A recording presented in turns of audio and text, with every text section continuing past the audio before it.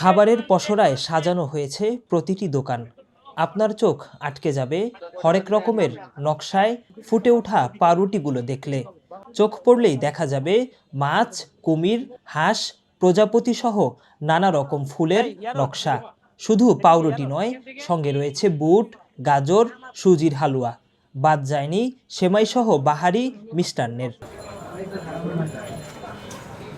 পবিত্র শবে বরাত ঘিরে এসব দোকান সেজে উঠেছে, যা নজর কাড়ছে ক্রেতাদের। করোনা বা যে কোনো ভাইরাসের এগেইনস্টে ফাইট মানি ব্যাকট্রলের লেফট রাইট। শুনলে অবাক হবেন, দোকানগুলোর এমন আয়োজন শুধু এবছরের নয়, এটি যেন পুরান ঢাকাবাসীর ঐতিহ্যের আরেক রূপ।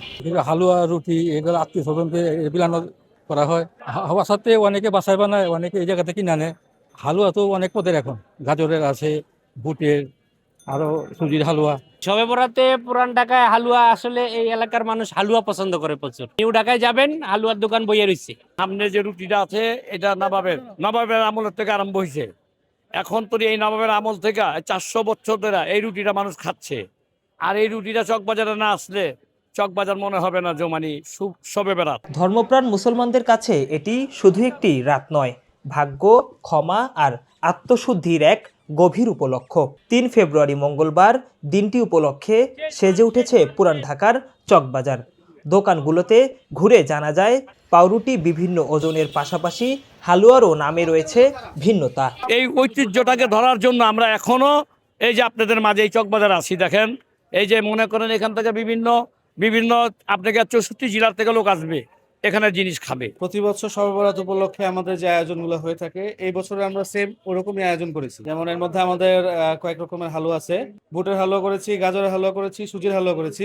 তারপর হচ্ছে স্পেশালের মধ্যে করেছি ছানার হাফসি হালুয়া, এবং আরেকটা হালুয়া করেছি আমরা ছানার বাদামি হালুয়া। পবিত্র শবে বরাতে হালুয়া রুটি খাওয়া কিংবা বিতরণের প্রথা চলে আসছে বহু বছর ধরে।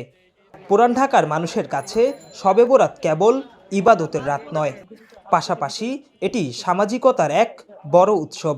সব মিলিয়ে 2 ঈদের পর পুরান ঢাকাবাসীর কাছে শবে বরাত একটি বড় উৎসব। এটা ঐতিহ্য বলা যায়, এটা রমজান মাসেরও ঐতিহ্য, সবার জন্য এটা ঢাকা সিটির মধ্যে ঐতিহ্য। এটা ছোটবেলা থেকে যারা পুরান ঢাকায় ছোট থেকে বড় হয়েছে, তারা আমরা ছোটবেলা থেকে দেখে আসতেছি যে এটা যুগের পর যুগ ধরে একটা ট্রেডিশন চলতেছে। তো ওই হিসাবে এখন ওইভাবেই চলতেছে। শবে বরাত এটার জন্য পুরান ঢাকার মানুষের জন্য স্পেশাল। হয়তো বা বাইরে কেউ করে কিনা সেটা আমাদের জানা নেই, কিন্তু আমরা পুরান ঢাকার যারা আছি তারা অবশ্যই আমরা শবে বরাত এইভাবে পালন করি। আর কিছুদিন পরেই শুরু হবে পবিত্র মাহে রমজান, আর রমজান শেষে ঈদুল ফিতর, তারপরে আসবে ঈদুল আজহা। তবে পুরান ঢাকাবাসী শবে বরাতের এমন আয়োজনকে ঘিরে অপেক্ষার প্রহর গুনবেন পুরো 1 বছর। আবু আব্দুল্লাহ রোহিত, বাংলাদেশ প্রতিদিন, ঢাকা।